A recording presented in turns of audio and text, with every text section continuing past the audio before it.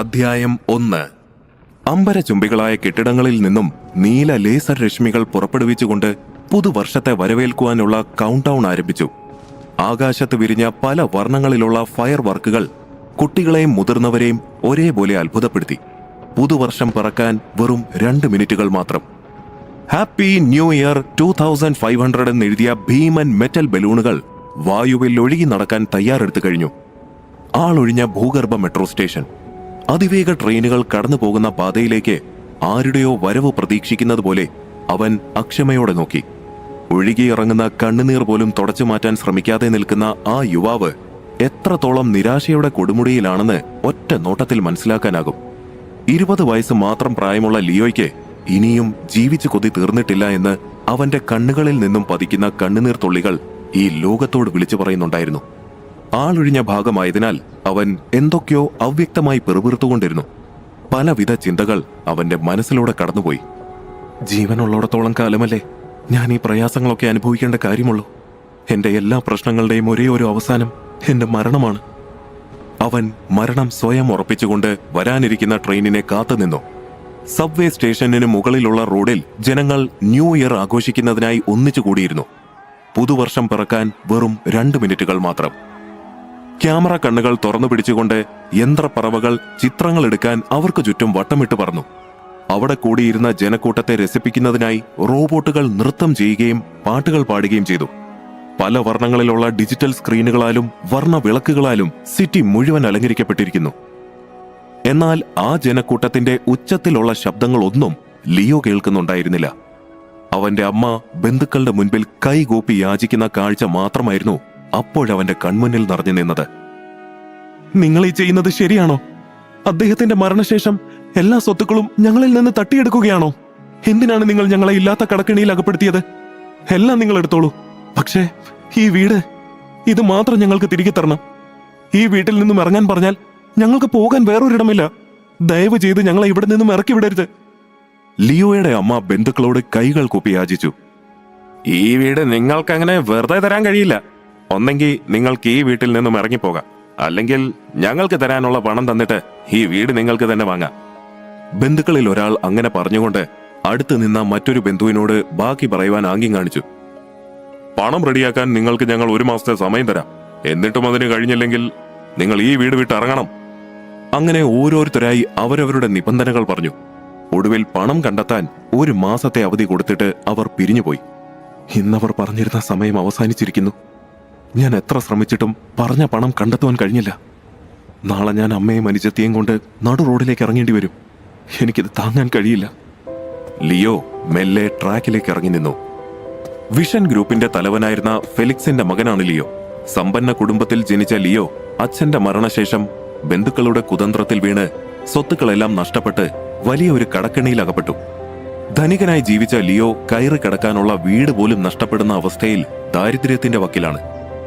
എല്ലാവരും ഈ ലോകത്ത് സന്തോഷമായി കഴിയുമ്പോൾ എന്റെ ജീവിതം മാത്രം എന്തുകൊണ്ടാണ് ഇങ്ങനെ ആയത്? ഒരു മകൻ എന്ന നിലയിൽ അമ്മയ്ക്ക് ഒരു സന്തോഷവും നൽകാൻ എനിക്ക് ഇതുവരെ കഴിഞ്ഞിട്ടില്ല.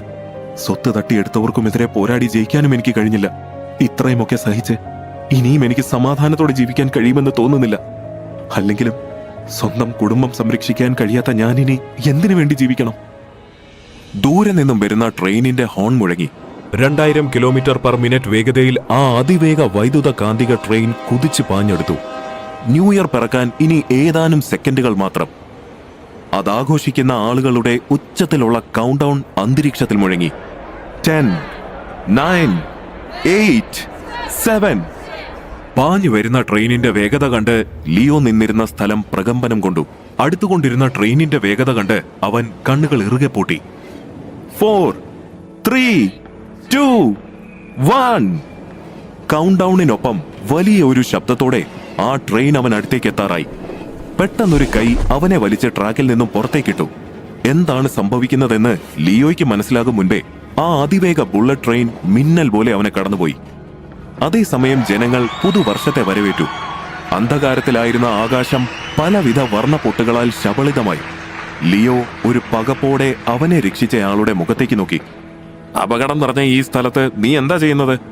ഞാൻ ഒരു നിമിഷം വൈകിയിരുന്നെങ്കിൽ നീ ഇപ്പൊ പല കഷ്ണങ്ങളായി ചിതറിയേനെ. ലിയോ തന്റെ മുന്നിൽ നിൽക്കുന്ന ആളിനെ തെല്ല് നീരസത്തോട് നോക്കി. Professor Benjamin. 50 വയസ്സിന് മുകളിൽ പ്രായമുള്ള, കണ്ണട ധരിച്ച, കണ്ടാൽ ഒരു കോളേജ് പ്രൊഫസറെ പോലെ തോന്നുന്ന ആളായിരുന്നു ബെഞ്ചമിൻ. എന്തിനാണ് സാർ നിങ്ങൾ എന്നെ രക്ഷിച്ചത്? ജീവിതത്തിലോ സമാധാനമില്ല. ഇപ്പൊ നിങ്ങൾ എന്നെ സമാധാനമായി മരിക്കാൻ കൂടി അനുവദിച്ചില്ല. ഇനി നിങ്ങൾക്ക് എന്താണ് വേണ്ടത്? ലിയോയുടെ കണ്ണുകൾ നിറഞ്ഞൊഴുകി. നീ ആരാണ്? ഈ പ്രായത്തിൽ നിനക്കെന്താണ് ഇത്ര ബുദ്ധിമുട്ട്? നിന്റെ പ്രശ്നം എന്താണെങ്കിലും എന്നോട് പറയൂ. എന്നെ കൊണ്ട് കഴിയുന്ന വിധത്തിൽ ഞാൻ നിന്നെ സഹായിക്കാം. നിങ്ങൾക്ക് എന്നെ സഹായിക്കാൻ കഴിയുമോ? എന്റെ പ്രശ്നങ്ങളെല്ലാം സോൾവ് ചെയ്യാൻ കഴിയുമോ? വെറുതെ തമാശ പറയരുത് സാർ. ഒരു പരിചയവുമില്ലാത്ത എന്നെ നിങ്ങൾ എന്തിനു സഹായിക്കണം? ലിയോയ്ക്ക് ദേഷ്യം വരുന്നുണ്ടായിരുന്നു. ബെഞ്ചമിൻ നേരിയൊരു പുഞ്ചിരിയോടെ അവനെ നോക്കി. അടുത്ത നിമിഷം അയാൾ ഇടത് കൈ വായുവിലേക്ക് ഉയർത്തി. നോവ, ഇവനെ സ്കാൻ ചെയ്യൂ. പെട്ടെന്ന് ബെഞ്ചമിന്റെ കയ്യിലുണ്ടായിരുന്ന വാച്ച് ചെറിയൊരു റോബോട്ടായി രൂപാന്തരപ്പെട്ട് അതിന്റെ ചെറിയ യന്ത്രച്ചിറകുകൾ വിരിച്ച് പറന്നു പൊങ്ങി. അത് ലിയോയ്ക്ക് മുന്നിൽ വന്ന് നിന്നു. ലിയോ അതിനെ കൗതുകത്തോടെ നോക്കി. ആ ചെറിയ റോബോട്ട് ലിയോയെ സ്കാൻ ചെയ്തു. അവർക്ക് മുന്നിൽ ഒരു ഡിജിറ്റൽ സ്ക്രീൻ തെളിഞ്ഞു. അതിൽ ലിയോയുടെ വിവരങ്ങളെല്ലാം ഉണ്ടായിരുന്നു.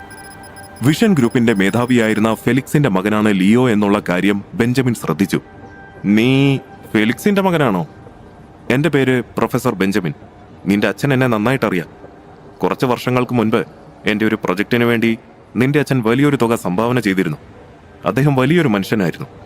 ഞാൻ അദ്ദേഹത്തോട് എന്നും കടപ്പെട്ടിരിക്കുന്നു. ബെഞ്ചമിൻ തന്റെ അച്ഛനെക്കുറിച്ച് പറയുന്നത് കേട്ടപ്പോൾ ലിയോയ്ക്ക് അല്പം ആശ്വാസം തോന്നി.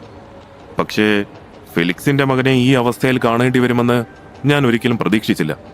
ലിയോ, എന്താണ് സംഭവിച്ചതെന്ന് എന്നോട് തുറന്നു പറയൂ. ബെഞ്ചമിൻ പറയുന്നത് കേട്ടപ്പോൾ ലിയോയ്ക്ക് അയാളെ വിശ്വസിക്കാമെന്ന് തോന്നി. അവൻ നടന്നതെല്ലാം അയാളോട് തുറന്നു പറഞ്ഞു. ചതി, അതാണ് എന്നെ ഈ അവസ്ഥയിൽ എത്തിച്ചത്.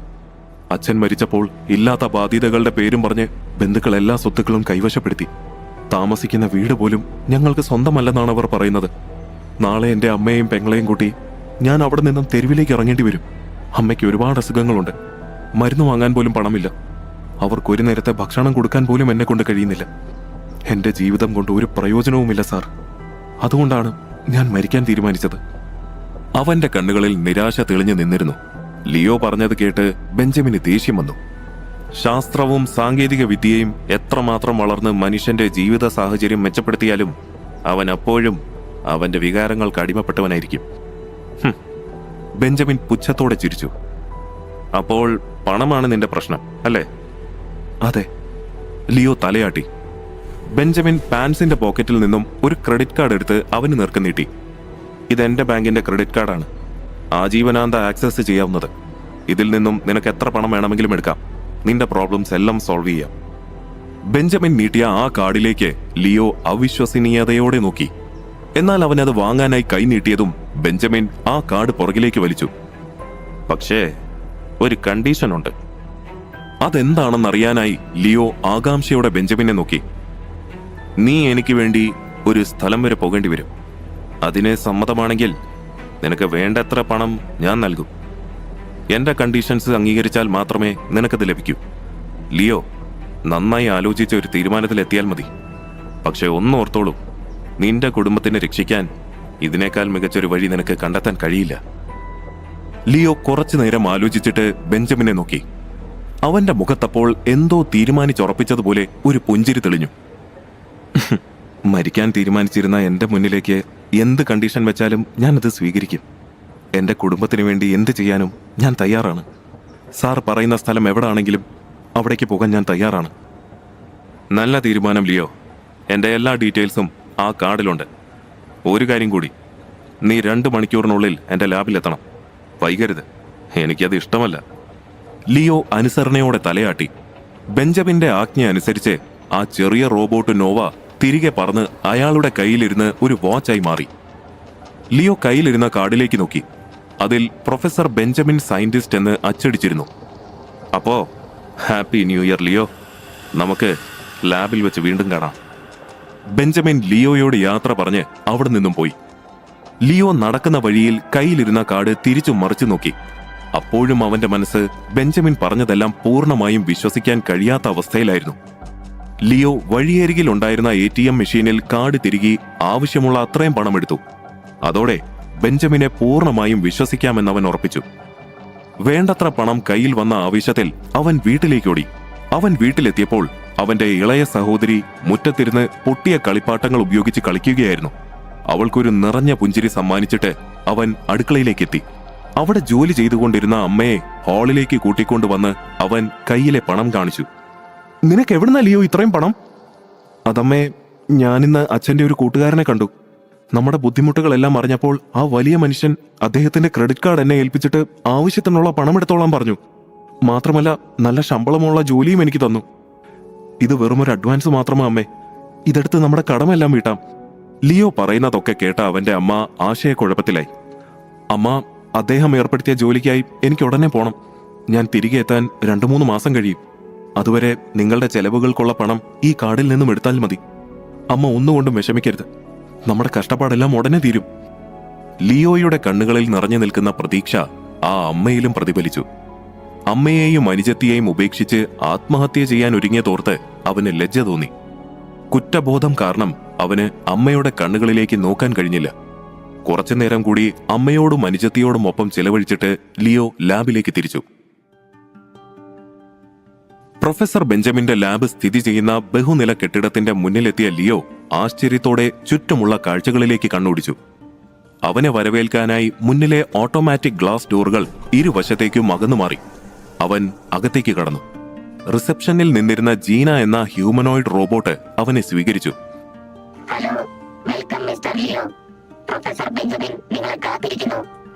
ലിയോ റോബോട്ടിനെ പിന്തുടർന്ന് ബെഞ്ചമിൻ അടുത്തേക്കെത്തി. ബെഞ്ചമിൻ അവിടെ വലിയൊരു മെഷീൻ നന്നാക്കുകയായിരുന്നു. ആ മെഷീനിന് ചുറ്റും വയറുകൾ കൂടിപ്പടഞ്ഞു കിടന്നിരുന്നു. കൂടാതെ വലിയ വളയങ്ങളും നടുവിലായി ഒരു ചതുര കസേരയും സ്ഥാപിച്ചിരുന്നു. വരൂ ലിയോ, ഞാൻ നിനക്ക് പോകാനുള്ള വാഹനം തയ്യാറാക്കി നിന്നെ കാത്തിരിക്കുകയായിരുന്നു. ലിയോയെ കണ്ട ബെഞ്ചമിൻ ആഹ്ലാദത്തോടെ അവനെ ആ മെഷീനിനടുത്തേക്ക് ക്ഷണിച്ചു. ഞാൻ എവിടേക്കാണ് പോകേണ്ടതെന്ന് പ്രൊഫസർ ഇതുവരെ പറഞ്ഞില്ലല്ലോ. ലിയോ ആകാംക്ഷയോടെ ബെഞ്ചമിനോട് ചോദിച്ചു. ബെഞ്ചമിൻ മുന്നിലുണ്ടായിരുന്ന അത്യാധുനിക കമ്പ്യൂട്ടറിലെ ഒരു ബട്ടൺ പ്രസ് ചെയ്തു. അവർക്ക് മുന്നിൽ വലിയൊരു ഹോളോഗ്രാഫിക് സ്ക്രീൻ തുറന്നു വന്നു. അതിൽ ഭൂമിയെ പോലെ മനുഷ്യർ ജീവിക്കുന്ന അനേകം ഗ്രഹങ്ങളുണ്ടായിരുന്നു. ലിയോ അത്ഭുതത്തോടെ അതിലെ കാഴ്ചകൾ നോക്കി.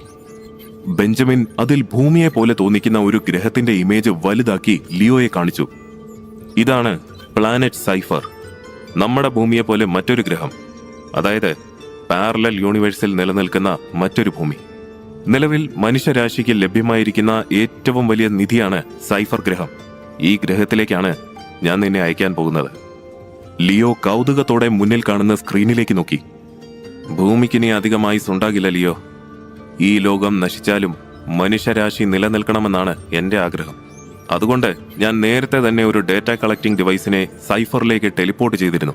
പക്ഷേ ആ ഡിവൈസിനുണ്ടായ ചെറിയൊരു തകരാർ മൂലം എനിക്ക് അവിടെ നിന്നും വിവരങ്ങളൊന്നും ലഭിക്കുന്നില്ല. അതുകൊണ്ട് നീ അവിടേക്ക് പോയി ആ ഡിവൈസ് കണ്ടെത്തി റീസ്റ്റാർട്ട് ചെയ്യണം. ലിയോ എല്ലാം മനസ്സിലായെന്നതുപോലെ തലയാട്ടി. ബെഞ്ചമിൻ ലിയോയെ ആ വലിയ മെഷീനിന്റെ മധ്യഭാഗത്തുള്ള കസേരയിലേക്ക് ഇരുത്തി. മെഷീൻ പ്രവർത്തിപ്പിക്കുമ്പോഴുണ്ടാകുന്ന ഭയത്താൽ ലിയോ അതിൽ നിന്നും പിന്തിരിയാതിരിക്കാൻ അവന്റെ ശരീരവും കൈകാലുകളും ബെൽറ്റിനാൽ ആ കസേരയോട് ചേർത്ത് ബന്ധിച്ചു. എന്നിട്ട് തോക്കുപോലെയുള്ള വസ്തു ഉപയോഗിച്ച് ലിയോയുടെ കഴുത്തിൽ ഒരു GPS ഡിവൈസ് ഇൻജെക്ട് ചെയ്തു.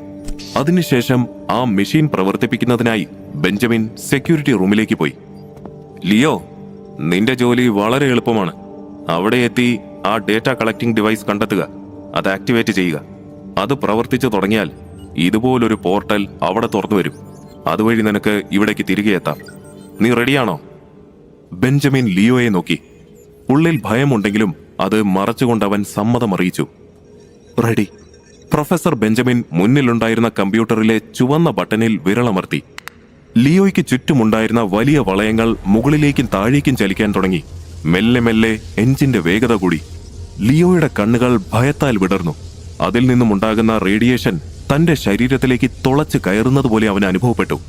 ശരീരം തൂവല് പോലെ ഭാരമില്ലാതായി. മെഷീനിൽ നിന്നുമുണ്ടാകുന്ന അതിശക്തമായ വൈദിക കാന്തിക തരംഗങ്ങൾ ലിയോയുടെ തലയ്ക്ക് മുകളിലായി ഒരു ഇലക്ട്രിക് പോർട്ടൽ സൃഷ്ടിച്ചു.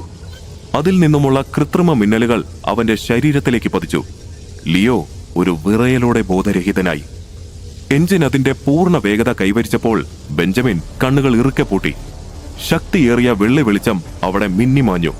എഞ്ചിൻ സാവധാനം നിശ്ചലമായി. ബെഞ്ചമിൻ മെല്ലെ കണ്ണുകൾ തുറന്നു. അയാൾക്ക് മുന്നിൽ ലിയോ ഉണ്ടായിരുന്നില്ല. പകരം അവിടെ സ്ഥാപിച്ചിരുന്ന സ്ക്രീനിൽ teleportation to planet cipher success എന്ന് എഴുതിയിരുന്നു.